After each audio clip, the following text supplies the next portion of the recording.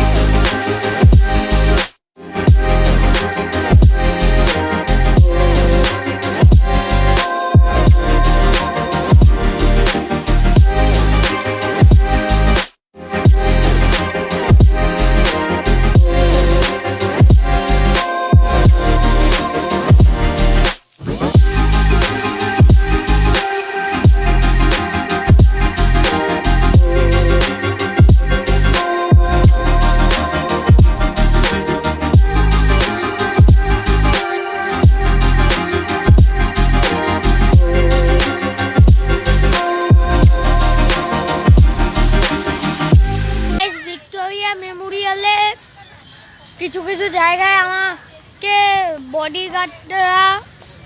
Bodyguard না, সব পুলিশরা বললো যে কি এখানে ভিডিও করা যাবে না, ফটো তোলা যাবে না, বা ক্যামেরা আনা যাবে না, কিছুই করা যাবে না। এবার সেই কারণে সোজা এখানে আমাদের খাওয়া দাওয়া হয়ে গেছে। খাওয়া দাওয়া করলাম আমরা। এখানে খাওয়া দাওয়া হয়েছে আমাদের রুটি, আলুর দম আর সুজি, এই তিনটে আইটেম খাওয়া দাওয়া হয়েছে। আর যারা আমার ভিডিও দেখেন তারা লাইক শেয়ার সাবস্ক্রাইব অবশ্যই করে দিন। কালকে আলিপুর জুতে যাওয়া হবে। আজকে আমাদের যেতে দেয়নি আলিপুর জুয়ে, কারণ বৃহস্পতিবারে বললো যে কি আলিপুর জু বন্ধ থাকে। তো টাটা বাই বাই।